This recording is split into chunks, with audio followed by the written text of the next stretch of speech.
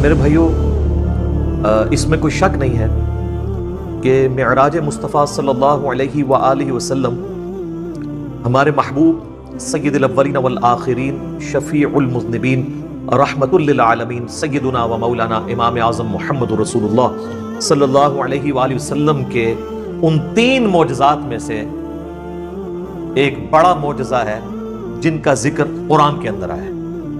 اس کی کوئی تاریخ ہمیں احادیث کی کتابوں میں نہیں ملتی، نہ کوئی مہینے کا پتہ ہے، یہ اندازہ ہی ہے، بہرحال ہمیں اس سے کوئی غرض نہیں ہے۔ اگر کوئی سمجھتا ہے کہ معراج کا مہینہ ہے اور 27ویں رات ہے اور اس اعتبار سے اس مہینے کے اندر اس واقعے کو یاد کیا جاتا ہے، تو اس میں کوئی ایسا مسئلہ نہیں ہے، بشرطے کہ اس میں قرآن و سنت سے جو چیزیں ثابت ہیں وہ بیان کی جائیں، قصے کہانیاں بیان نہ کی جائیں جو اکثر قصے اور کہانیاں بیان کی جاتی ہیں۔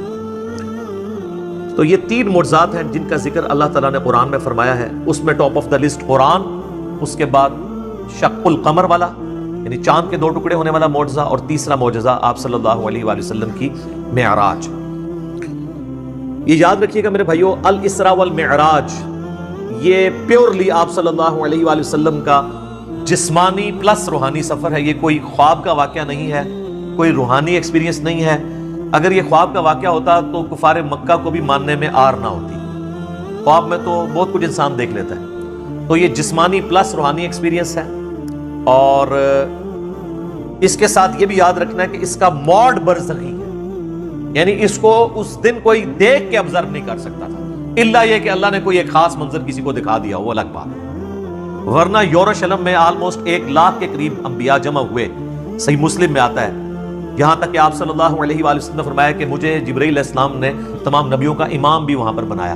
میرے بھائی، ہمارے شہر میں 1 لاکھ بندہ جمع ہو جائے رات کے وقت تو تھرتھلی پڑ جائے گی، اور اس زمانے کے اندر لیکن کسی نے وہ منظر دیکھا نہیں ہے، وہ ان سین بیریئر تھا۔ صحیح بخاری میں انٹرنیشنل نمبر ہے 3887، ڈیٹیلڈ حدیث ہے پوری واقعہ معراج کی، جس میں الاسراء زمینی سفر بھی ہے، آسمانی سفر، ہر آسمان پہ کس کس پیغمبر سے ملاقات ہوئی، 5 نمازیں دی گئیں، یہ ساری کی ساری 50 سے 5 ہوئی، حضرت موسیٰ علیہ السلام کے ساتھ ملاقاتیں ہوئی، یہ پوری صحیح بخاری میں انٹرنیشنل نمبر ہے 3887، اور سر صحیح مسلم 37 احادیث کنزیکٹیو ہیں۔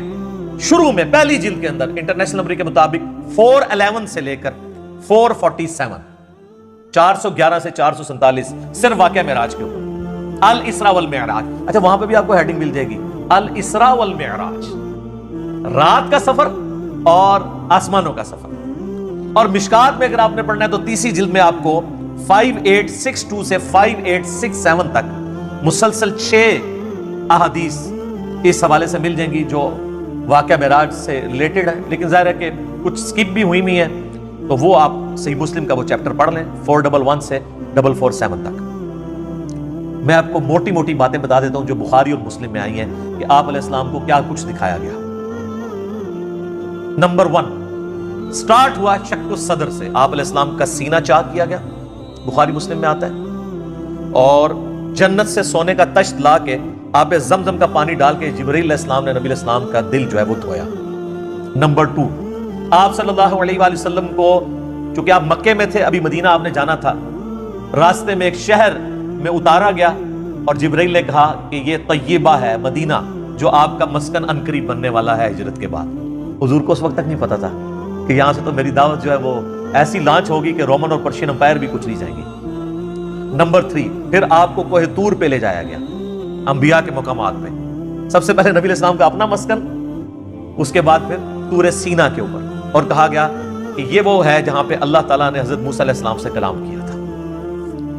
نمبر 4 بیت اللحم لے جایا گیا، بیت المقدس میں ایک جگہ ہے جہاں پہ حضرت عیسیٰ علیہ السلام کی ولادت ہوئی تھی، تو وہ جگہ بھی دکھائی گئی۔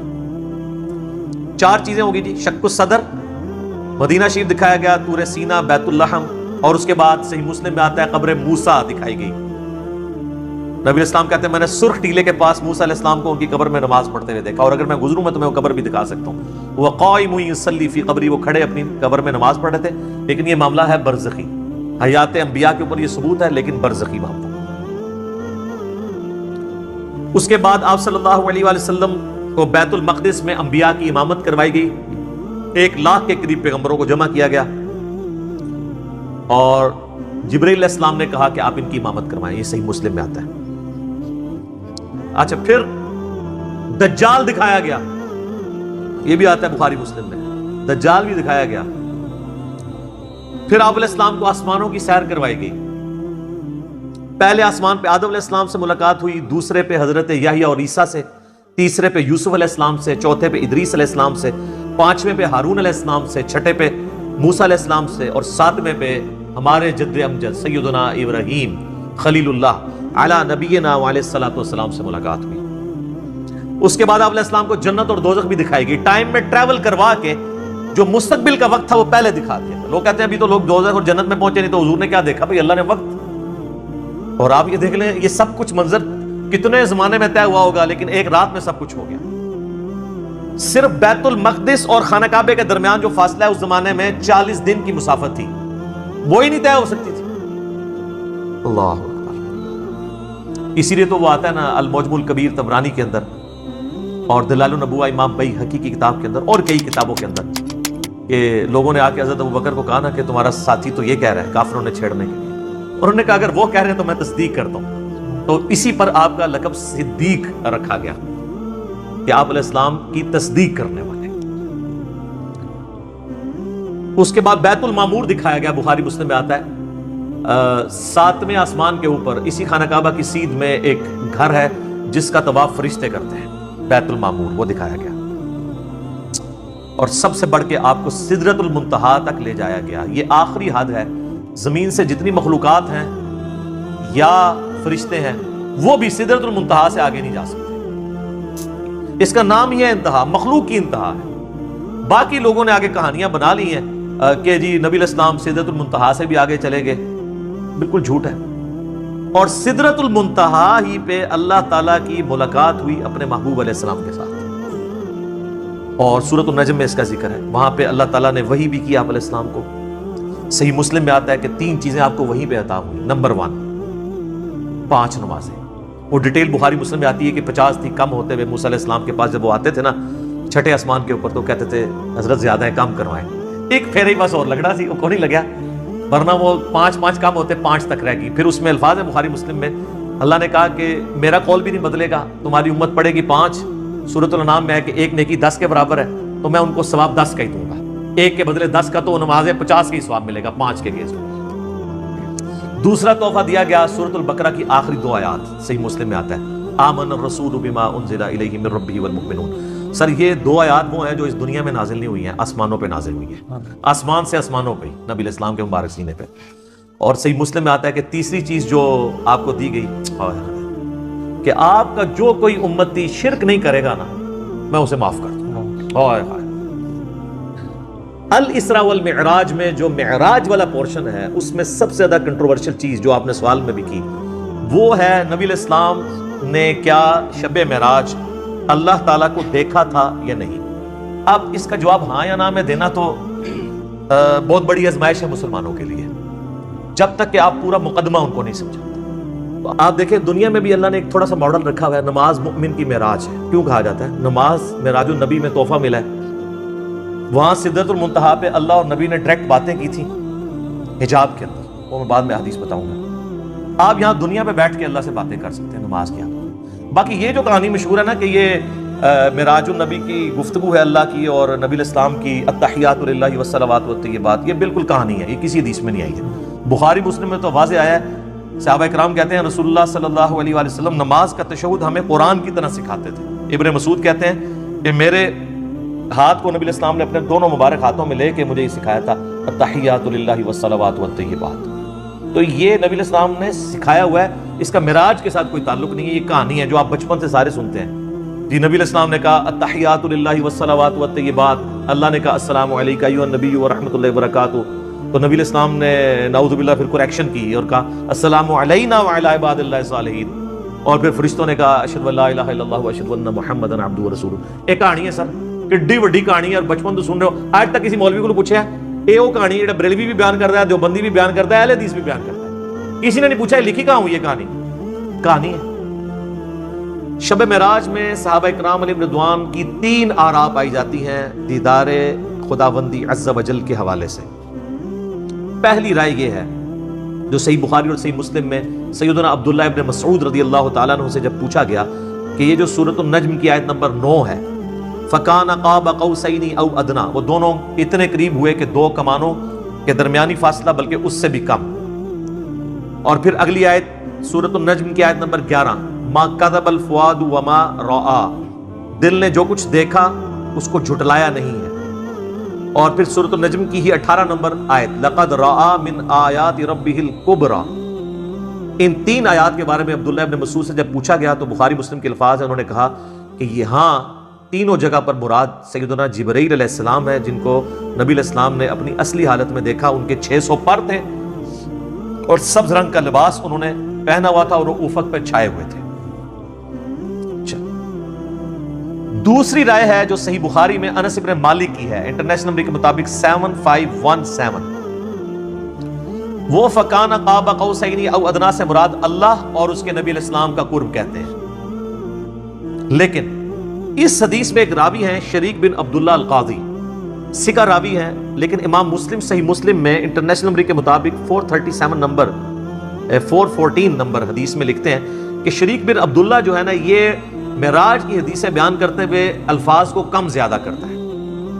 ابن حجر اسقلانی بھی کہتے ہیں کہ یہ شریک بن عبداللہ القاضی جو ہے، یہ جو روایت بیان کرتا ہے نا، یہ اس معراج کا ذکر ہے جو خواب میں ہوئی تھی۔ خواب میں بھی علیحدہ سے معراج ہوئی ہے، ایک فزیکل معراج ہے جس کو ہم ڈسکس کر رہے ہیں۔ اور بعض کہتے ہیں کہ یہ اس کو وہم لگا ہے جو بخاری میں الفاظ ہیں انس بن مالک کے۔ یہ تمام طرح کی چیزیں یعنی ملتی ہیں۔ بہرحال یہ انس بن مالک کا اگر موقف ہے، لیکن اس میں بھی دیکھنے کا ذکر نہیں ہے، صرف قرب کا ذکر ہے سدرۃ المنتہا کے موقع پر۔ تو کوئی حرج نہیں ہے اگر کوئی قرب کی بات کرتا ہے، دیکھنے کا پھر بھی یہاں پہ ذکر کوئی نہیں ہے۔ اچھا، انس بن مالک رضی اللہ تعالیٰ عنہ کے اس عقیدے کو سپورٹیو ابن عباس کی رائے ہے صحیح مسلم میں 437 نمبر حدیث میں۔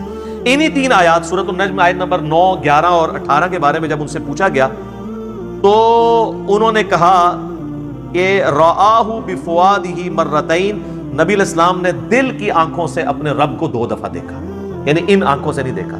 اور ابن عباس وہی ہیں جن کے بارے میں صحیح بخاری میں ہم پہلے سن چکے، وہ کہتے ہیں کہ واقعہ معراج جو ہے یہ آنکھوں کا ایکسپیرینس ہے، لہذا وہ آنکھوں کا ایکسپیرینس ماننے کے باوجود دل سے دیدار کی بات کر رہے ہیں، تو دل سے دیدار خواب کی حالت میں ہے، یہ اس کی بات کر رہے ہیں۔ واقعہ معراج والی میں بھی اگر کریں گے تو دل سے دیکھنے سے مراد کیا ہے، پھر وہ اس کو سپورٹنگ اگلی حدیثیں آئیں گی سیدنا ابو ذر غفاری والی۔ لیکن یہاں پہ میں ایک حدیث بتاؤں، جامعہ ترمذی میں بھی مشکات میں بھی ہے کہ ابن عباس نے کہا لقد را محمد ربہ، بے شک محمد نے اپنے رب کو دیکھا۔ تو اکرمہ نے کہا کہ حضرت سورۃ الانعام کی آیت نمبر 103 ہے، لا تدرکہ الابصار، اللہ کو تو آنکھیں دیکھ نہیں سکتی، تو آپ ہمیں کہہ رہے ہیں کہ نبی علیہ السلام نے اللہ کو دیکھا۔ تو فرمایا کہ یہ اس وقت ہے جب اللہ تعالیٰ اپنے نور کے ساتھ تجلی فرمائے، یہاں دیکھنے سے مراد دل سے دیکھنا ہے، تو وہ تو دل سے دیکھنا خواب میں دیکھنا جو ترمذی سے بیان کر دیا۔ تو ابن عباس بھی یہ مانتے ہیں کہ اللہ تعالیٰ کی جو نورانی تجلی، جو اللہ تعالیٰ کی ذات ہے، اس کو نبی علیہ السلام نے نہیں دیکھا۔ بعض لوگ ان حدیثوں سے سہارا لیتے ہیں لیکن اس کی ایکسپلینیشن اسی میں موجود ہے۔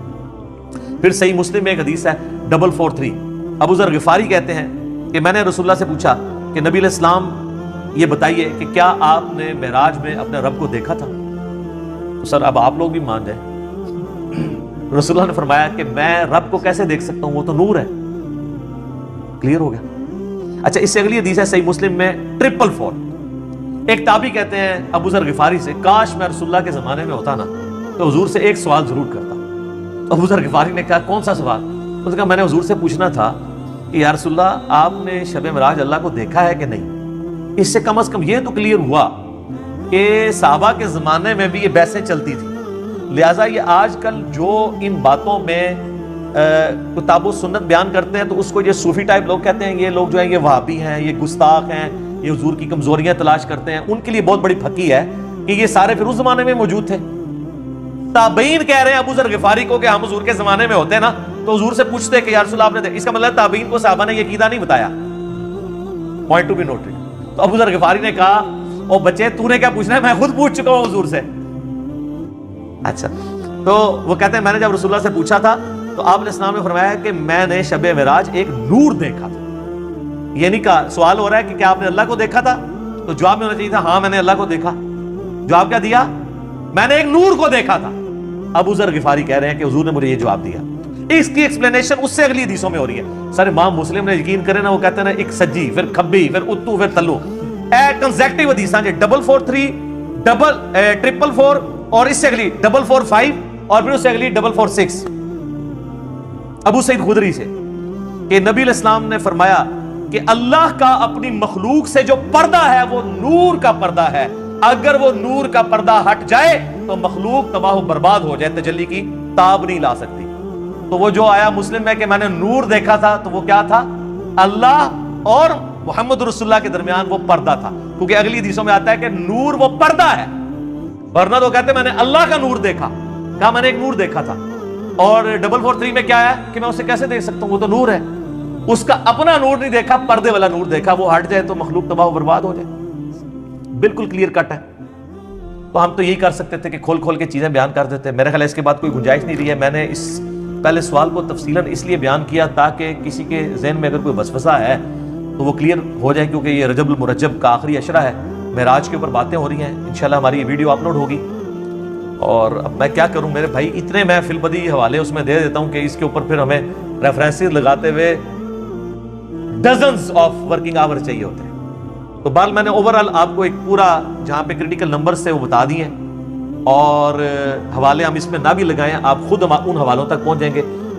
اللہ تعالیٰ سے دعا ہے کہ ہمیں معراج مصطفیٰ صلی اللہ علیہ وآلہ وسلم کے بارے میں صحیح عقیدہ رکھنے کی توفیق عطا فرمائے، اور کتاب و سنت والا عقیدہ رکھنے کی توفیق عطا فرمائے، آمین ثم آمین۔